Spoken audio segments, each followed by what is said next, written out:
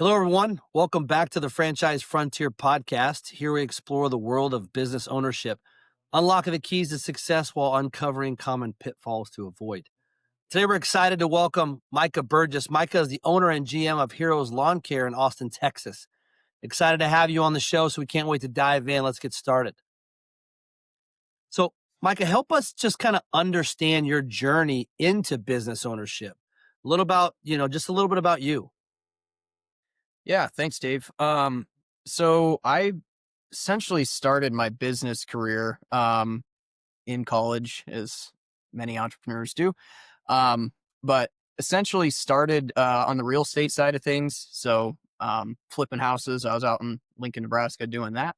Um, so that was a fun game. That was from 2019 to 2022. I was out there.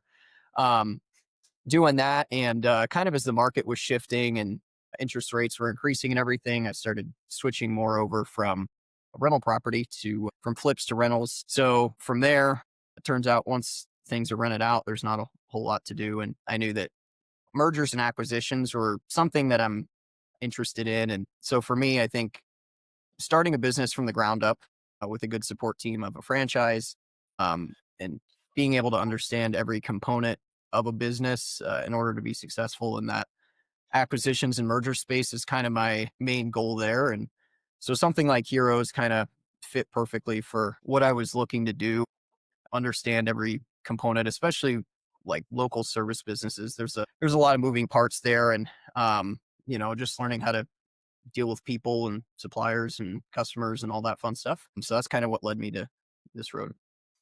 Yeah, and so originally from Texas or originally from Lincoln? Originally from Omaha. Okay. Yep. Went to Omaha, went to University of Nebraska. Yep.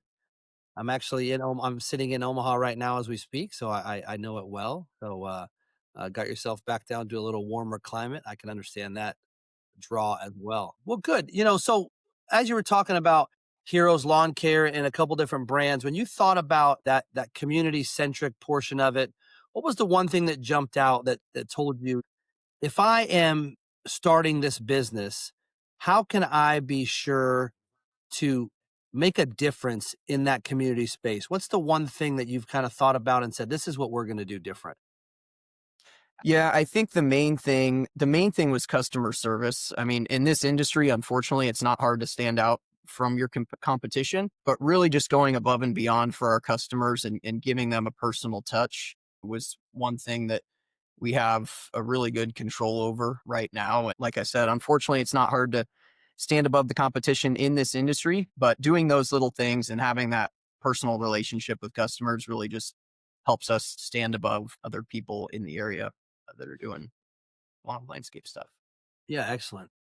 And so when you talk about, when you first started your business, are there any big surprises or challenges that maybe you didn't expect, or just things as you got into this space, not even necessarily Heroes, but just business ownership? Any surprises or challenges that popped up in that first, say, 6 months to a year? Yeah, I mean, I think there's typically try and go into things, pragmatically and execute optimistically is kind of how I try to go about that. But um, you know, I, most business ventures that I've gone into end up taking more time and sometimes more money than anticipated. And so kind of going into that with that frame of mind helped out a bit there. But most of the things that I picked up on it's just learning what you don't know. So, there was a lot of just dealing with people, and learning how to lead in an effective way and motivate others, that was really helpful for me. I think one of my initial things that I probably overlooked is, you hire people and bring them on to do a specific role and you just expect that someone's going to do their job. Um, but that relationship needs constant nurturing and training and improvement, both on the business side, but also somewhat on the personal side too, to really get that good buy-in from employees is kind of what I picked up on. Yeah, I mean, that's you bring up a really good point there, to anybody who's possibly thinking about owning a business, to understand that, the nurturing of that relationship, right? Not it's not just about it's not transactional. if you're going to talk about employees, whether even if they're a 1099 employee for some of our brands, it doesn't need to be transactional, and it shouldn't be transactional. Yes, you want them to come in and do a great job and do their job, but at the same time, want them to take pride in working for you as much as you take pride in them working for you, and putting together a good product. So I think there's a lot to be said about that, and just understanding that, it takes a relationship. 100%. So tell us a little bit about a typical day in the life of running Heroes Lawn Care. Yeah, so first thing I do, once we get everything going, always wake up. This is just a personal discipline of mine, but um, checking checking all bank accounts at the beginning of every day. That's always a fun thing to see where we're at. But um, so essentially checking that and then seeing where the guys are currently, in terms of, we always have a plan the night before of what we're going to be doing the next day, but making sure that that's going according to plan. The crews and the crew leads and that we have out in the field, um, you know, what's changed, if anything. Are we on pace? Are we on track? Do we look like we're going to be ahead of schedule? All that kind of thing, just so that I can kind of get a good feel of, what to expect on the production side. And, that depending on the day or the week, there's, a lot of internal time focused on whether that's marketing, strategizing. So, right now in the winter time, we're kind of gearing up and getting our campaigns ready for our spring maintenance packages, programs. We're talking to a lot of HOAs right now about maintenance contracts. So depending on the type of the time of the year, it can be, it can vary wildly. You have fun time during tax season and all that stuff. But yeah, I mean, it's a lot of kind of just strategy and oversight and planning behind the scenes. When it's not managing guys throughout the day, and just staying on top of everybody, making sure that quotes are getting out in a timely fashion, following up with those customers, seeing if what we propose aligns exactly with what they're looking to do, and nurturing those relationships, seeing what we can get to the finish line to provide a great product for homeowners and something that they would be proud of, and something that our guys can be proud to put their name on, and go from there. Absolutely. That's a really good point. Is there any part of that process, even though it's a daily, that you find the most rewarding? I think the one thing is when you get a team member that can really buy in, one, and like they're excited if they're excited to wake up and go to work every day, that's always rewarding. It reinforces good cultures being built. It's somewhere where people want to be, exciting things are happening. So for me, it's when guys have pride in either, one, they figure something out that they haven't learned before that's new, or something clicks, right? That's always exciting, especially if it's something we kind of went over in a training capacity. um, seeing somebody achieve something that might be a little scary for them is also a fun thing. We've done a couple of really big landscaping jobs this summer.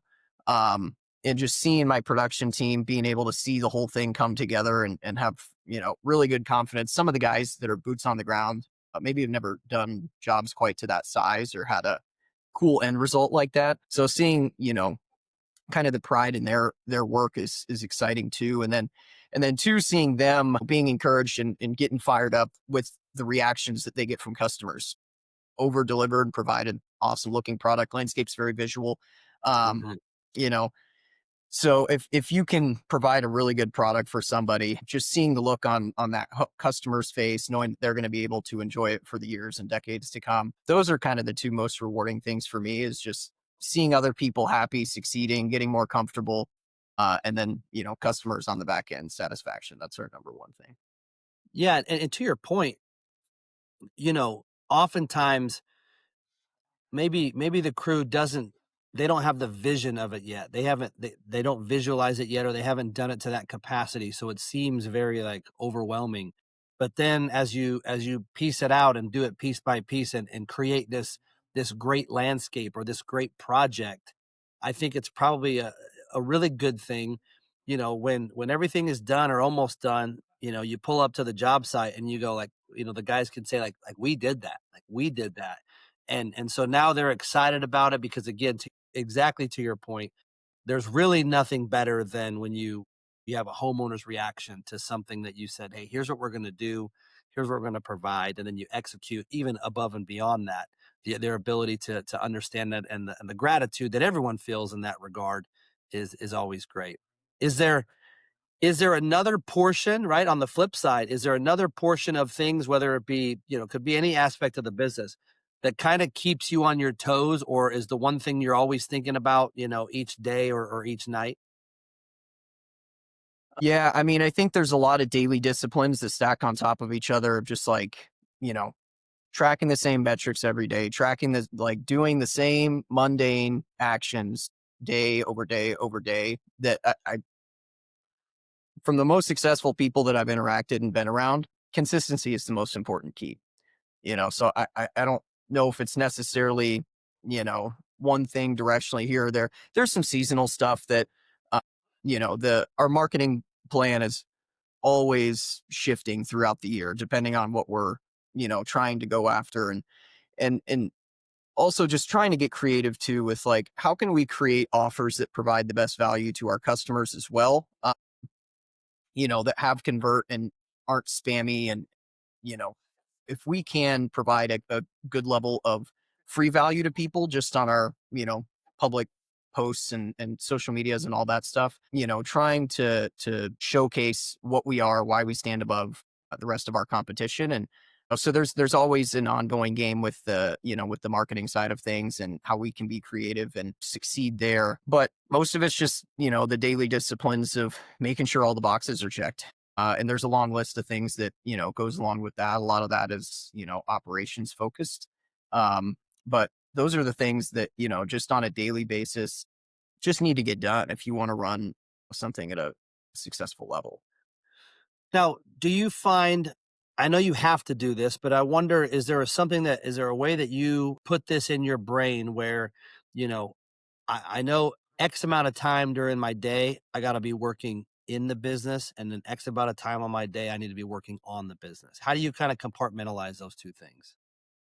Yeah, it's a great question. I think, business owners in general need to be able to work on the business. The more you can do that and get out of working in the business, that's when you can really scale and take a breath and take a 30,000 foot view of everything and really strategize. And I've been lucky enough to assemble a team on the production side of things that really allows me to work on the business. I'd say a majority of my time. There's a lot of things internally that that we do focus on with marketing and campaigns and follow-ups and customer reviews and testimonials and all of that fun stuff. But being able to kind of zoom back and look at the overall health and trajectory of the business, that's what allows people to scale. It's really hard to do that when you're in a truck every day running crews. So I'm really grateful for the team that I've been able to put together here that just takes a lot of the weight of the day to day in the business work off of my shoulders and allows us to try and scale to that next level and work on bigger picture items. Let's talk a little bit about your team. Talk a little bit about, in the beginning, how you maybe found some people, or maybe you knew them already, but how you felt like you have built that team to be able to allow you to do that, because I think that's incredible.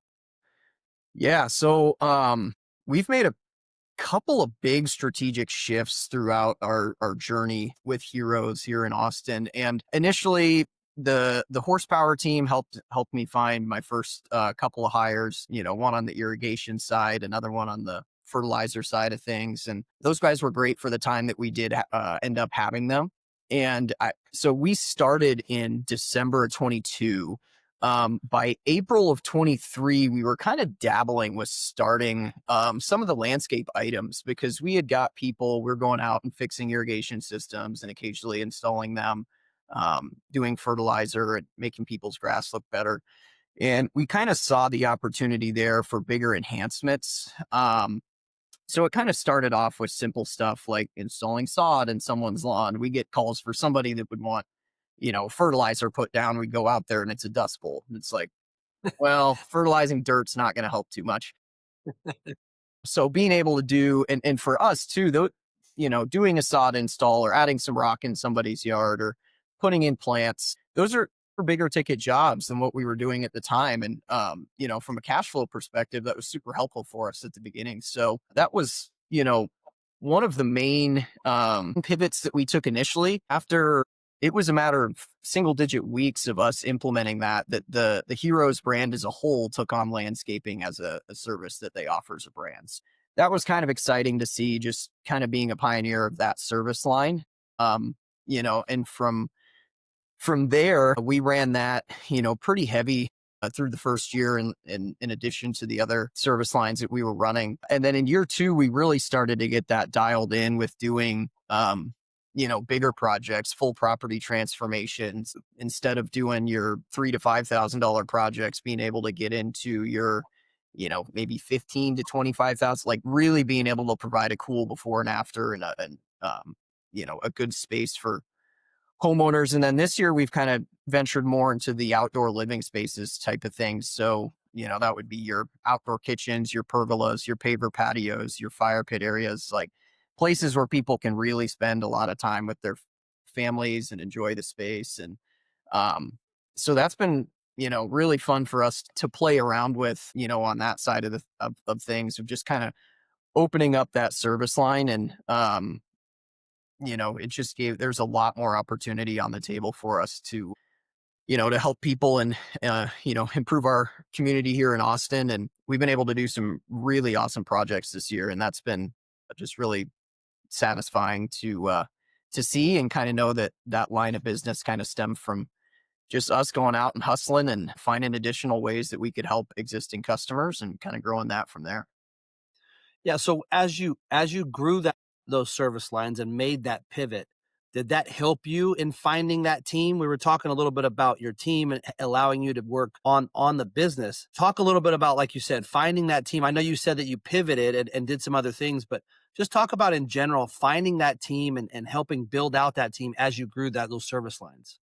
Yeah, so that's just kind of the backstory behind I guess, to preface it. But so my initial guy that I brought on for fertilizer, he really led the charge on that initial landscaping venture. And from there, we had kind of built out a crew to assist with that work. Obviously, landscape can turn into bigger projects. It's not a one-man job. And so that kind of led to, you know, trucks and trailers and that kind of thing. But um then from there, it's that model is slightly different than the volume service model that the rest of our business runs on. So really figuring out, like, from a ground level, and luckily enough, I had, worked landscaping in high school, and I had for a good company, actually up in Chicago. So being able to see how they operated and how that kind of ran was very helpful for me. But understanding, like, what all pieces we need, right? So every you've got to have a crew leader that's able to run the crew, that's able to be efficient and organized. And you have your crew members kind of underneath that are the real backbone of our company. They make everything work. Without those guys, we wouldn't have a lot going on. Big shout out to them. And then once we got, kind of got past one crew, it was like, okay, well, we need somebody to be able to manage these crew leads at the same time too. And that's kind of where our, production manager role came into play. So, where we stand right now is we have my production manager, Taylor. He kind of oversees all of the infield production, just of all of our projects, jumping from one to another, making sure that, everything is looking good. It's on par. We're on time. Materials are there. The guys are, fired up, ready to go, motivated, are excited to see an end product, and feel proud of what they've built, and, kind of go from there. So that was something that was fun to figure out, just on the team side too, in addition to the service based volume services, of, like, really putting together a team. And for us too, like, those guys are working together on a daily basis, and so making sure that they have a good balance of, being able to have fun while they're on the job site, and also just being efficient at the same time. And um we've had a few guys that have grown pretty close to one another. And it's just kind of been fun to see, having a well-oiled machine going out there, being able to execute, being proud of what they do, and it's fun for me to go out when I do it, go out in the field and see all that in action. Yeah, I mean, I think there's a lot to be said for your guys being able to sort of build that camaraderie, right? Like there's, you have a good time, but you're also getting things done efficiently, and everybody kind of understands. We come to work, we do this is what we do, this is our process. So and so does this, and so does that, and we get in the truck and we go. I think there's a lot to be said for building up some of that camaraderie. And it sounds like you guys have really put together a good team. So, if you were talking to somebody who was considering to become a business owner, what should they know or ask before taking that leap? Yeah, it's a good question. I think the first two questions that I would probably ask, like that I would say to ask themselves, the one question is, what do you want to do ultimately in life? I think the better way to ask that question is, how do you want to live? And then from there, based on those goals and kind of lifestyle, what the ideal situation would be, then you can kind of game plan what makes sense for you in the world of business ownership. And, um, I think that one's the really important one to go after. Because some people go into business ownership and essentially just end up buying themselves a job, which, you know, going in with that mindset of, oh, I don't have to have a boss anymore. And then realizing that you answered everybody, that probably is not the best approach. But the other thing that I would, um, the other thing I think that's important in that side of things as well, start with the end in mind, I think is another good one. I think that was one thing that I was fortunate to be told by mentors of mine early was, whenever you're starting a business, whatever it may be, whether it's, real estate or service businesses or, you know, AI or whatever it is, right? Make sure that you have an exit plan before you begin. Whether you take that exit or not, up to you, right? But make sure that there is a actionable plan for a business, um, that has an exit strategy. That could either be at some point removing yourself from the operating role, removing yourself from the day-to-day operations. It could be removing yourself completely and you just become a strategic advisor that comes in once a month, whatever. Or that could mean a full sale of the business. Regardless of what that is, though, I think having that plan from day one really helps paint a clear picture instead of just trying to build something up and then you have something, solid built up and you kind of don't know what to do with it from there. So those are probably the two pieces of advice that I'd give off the bat that have been the most helpful for me.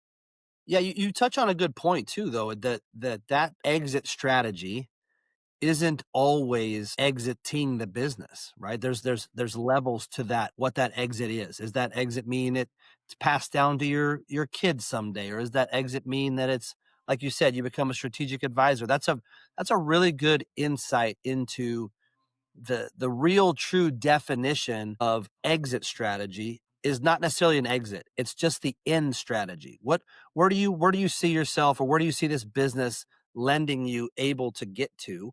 And that way you're building back the business. I think that's a incredible insight. And I think the listeners and people listening to this will really take a liking to that, because it's a different way to look at it. It doesn't always mean that I'm going to buy something to sell it. It doesn't necessarily have to mean that. So, is there any, when you talk about things like that, is there any certain, you said you've had many mentors and those type of things, any certain essential skills you think that you have to run a successful business?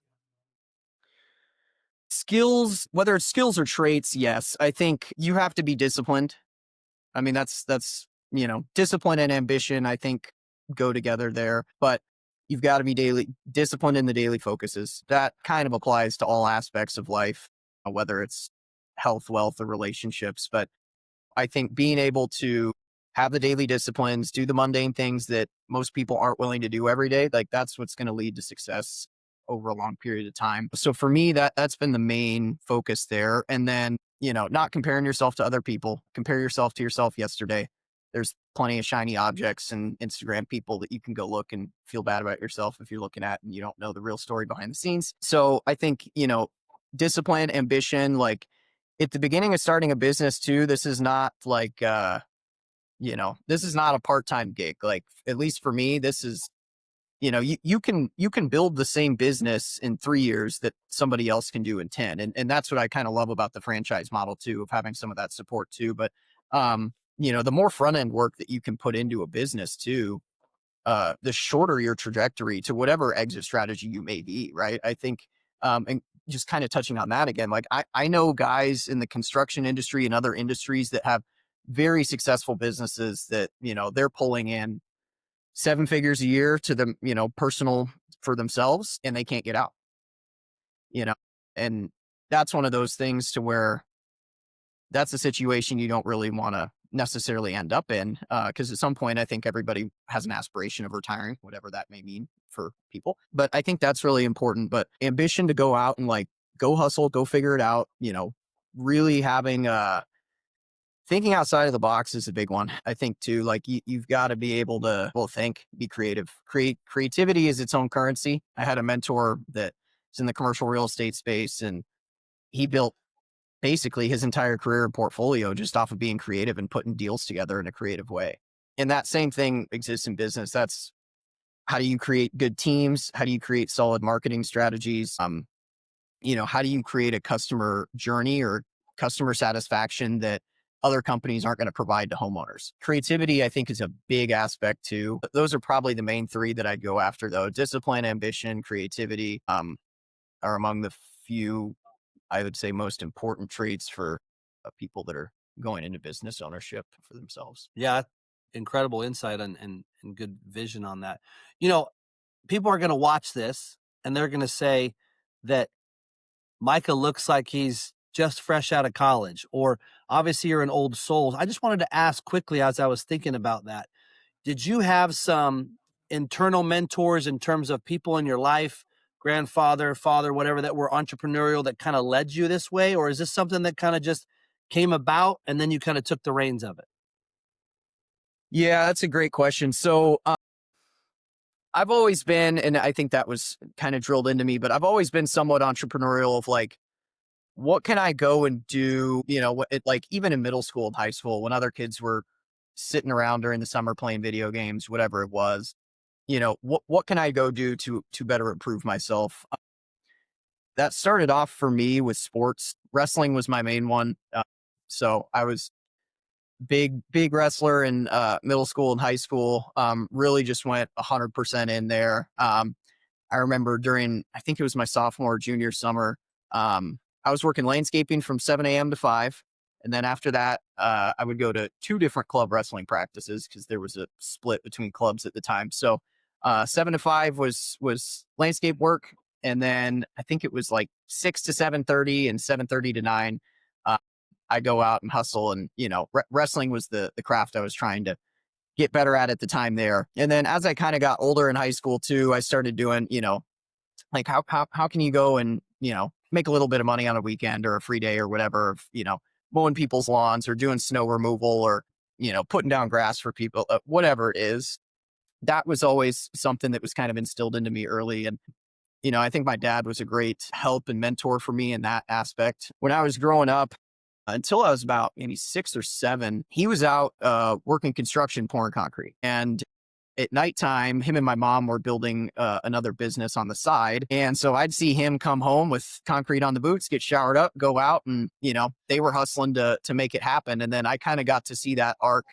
He had gotten into sales and then was able to build a very successful organization with LinkedIn at the time. And so I kind of just saw that full trajectory and, the rewards of hard work and discipline and ambition, all that kind of fun stuff. And then one fun fact about me, I'm actually a college dropout. So I made it through about a year before decided I was going to be done with that. Went to school for business, was taking business classes from people that had never ran a business before. Around that same time, I think it was April of my freshman year of college is when I got introduced to my first mentor, Chris, up in Utah. Big real estate guy, really successful with single family homes. And that was kind of the first guy that I was able to sit down with and kind of him go over a financial game plan and blueprint for me to kind of emphasize and highlight that the game plan society gives us, go to school, get a job, save, retire, is kind of broken in this day and age. And for the most part. And so he kind of opened my eyes to the real estate side of things, of how you can go and hustle and make things happen and, the world of entrepreneurship. So he was another really, really helpful mentor for me as well. I think I've had other mentors that were helpful for me, personally as a person, but also kind of steered me away from, maybe what to do career wise. So both of my grandfathers are kind of examples. So um, my grandpa on my dad's side, he's passed now, but he was a banker his whole life. So he was a banker for 30 years. And I kind of saw that, and he was a great man. But was, lived modestly, small town Nebraska. Um, One interesting thing I ended up learning about him a few years back was he actually, so he ended up partnering with a young kid back in the 80s on a farm deal, piece of farmland, and kid farmed it and he put up some money towards it and whatever. And um, he actually ended up making more money on that one deal than he did his entire 30-year working career combined. And kind of a similar story with my other grandpa on my mom's side. He was a school teacher, taught math, um, but he grew up a sales business on the side with him and his wife. And they made 10 to 15x more with that than he did being a teacher. Um, and so, just seeing both of them having, somewhat of successes with kind of their side gig as opposed to their main profession was eye opening to me. And so, for me, just kind of seeing that like there's a lot of opportunity out there that's not in the, you know, game plan that society has Yeah. marked out for most people. Yeah, that's a really good point, and I think that there's a lot to be said too for you touched on the fact that you were a wrestler to start out, where that is a very interesting sport in terms of you're a part of a team, right? Which is why you're probably great at growing a team, but it's an individual grind. There's nobody to, it's not WWF, rather. There's no tag team. Whether it be cutting weight, training, winning, all that stuff is done on a personal grind while still being part of the greater collective of the team for the team score, whatever that might be. So it's interesting to look at that and think about how, you know, those traits build into business. It's really cool. Is there like a lesson or a mistake from your experience that you think every business owner should hear this? This happened to me and I learned from it, but everybody should hear this.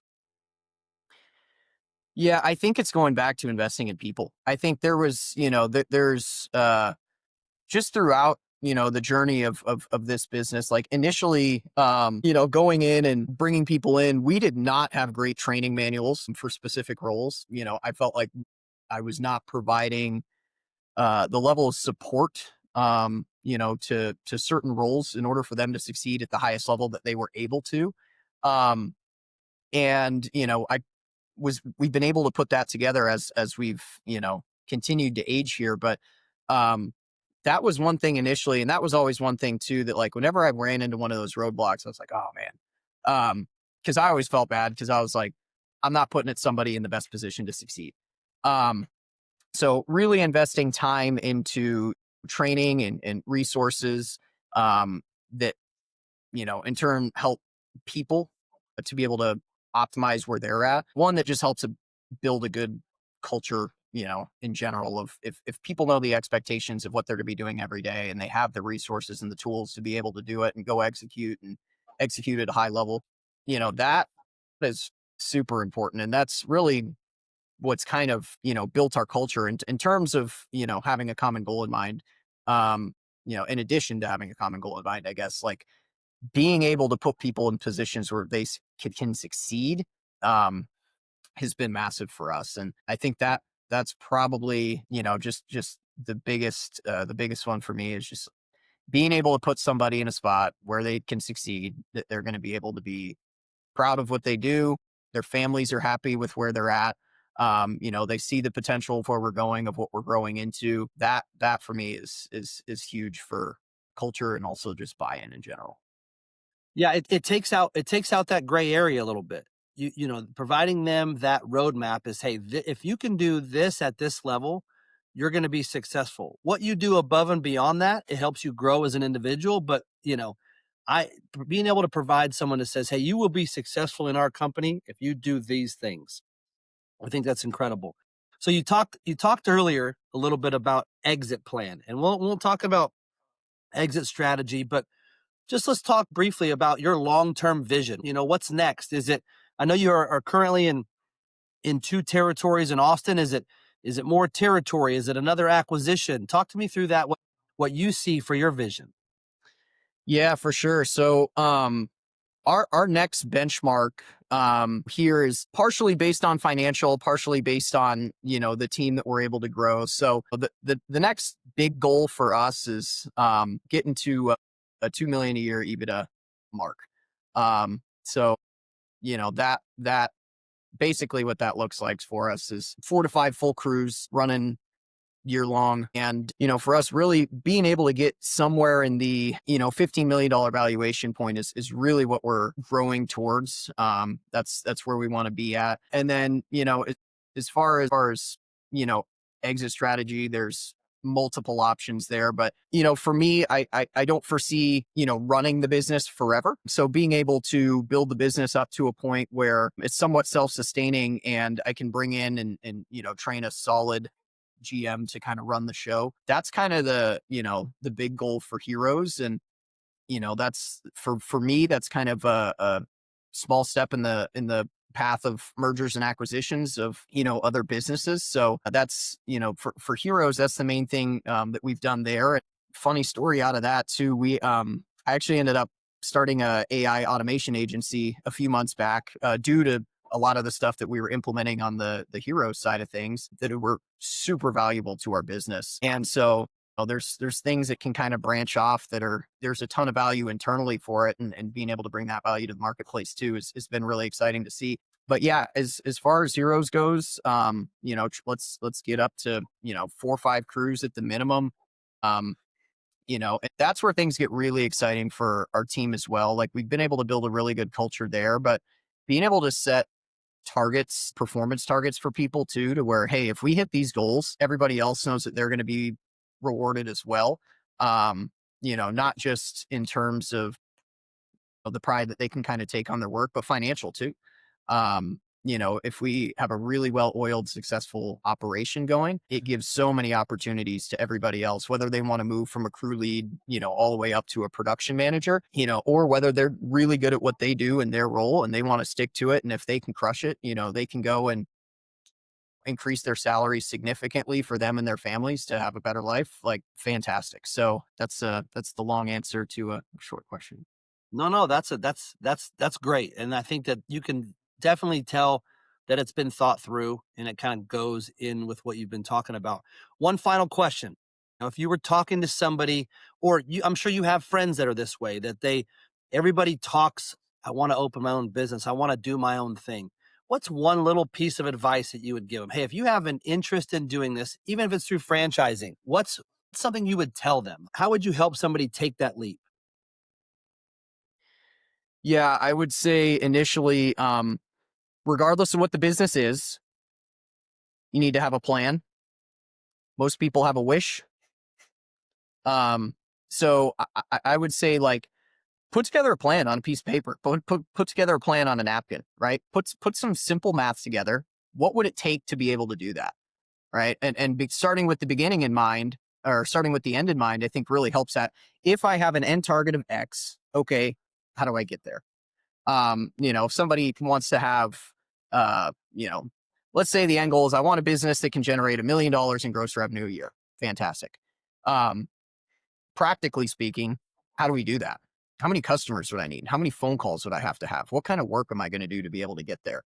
Who do I have to talk to? What are key relationships that I need to have in that space? And really putting together a plan helps you have actionable steps to build off of from there. A lot of it's going to be educating yourself, but like then you got to put the pen to paper and see like, is this a realistic, you know, is this feasible? Is it something I can do? Is it something I want to go for? And I think, I meet a lot of people are, oh man, it'd be great to be successful one day. Okay, awesome. How are you going to do that? Well, at some point, then this, and it's like, okay, not gonna, if there's not a good plan put together, it's not going to fall out of the sky for you. So I would say start with a plan, build off the wish of whatever you have, and kind of build that thing out. And it's like, what would you need in order to do that? How can you execute? And then just start testing stuff. I mean, there's plenty of ways to get into business. Franchise is a fantastic model. You have a lot of what I would say what's it called in bowling where you have the two like the bumper The rail thing. bumpers. It's like there's a lot of mistakes you can avoid making, by learning from people that have done it before or people that are currently doing it. I think you need that in business regardless of what you're doing. There's not a lot of solo operators that succeed at a high level. And so having that is I think a really, important piece. But the other thing I think putting a plan together too is it makes the dream real. Like you can see it a little bit clearer. And action plans don't always go according to written plans, but that's the fun part. That's what you get to figure out on the, along the journey and figure out how to pivot and grow and move and continue to, build something and a lot of traits, that are going to lead to success that you're going to learn throughout that process, or you can't really put a price tag on those. Yeah, I mean, again, I think again, you're providing incredible insight. So I love that the way you're processed, the way you think about it, the way to think to yourself, take the end goal, whatever that might be, because that could change. Yep. Work it backwards, see if it's feasible, right? See if it's something you can do. Well, Mike, again, I mean, to be honest with you, I think you're well on your way to whatever your end goal is. I look forward to watching you maintain great success. You're wise beyond your years in terms of business ownership, and so thanks for being on the show. So for everybody else, thanks for joining us on the Franchise Frontier podcast. I hope today's episode gave you a clearer look into the journey of business ownership and maybe even brought you one step closer to discovering your why. Until next time, keep exploring what's possible.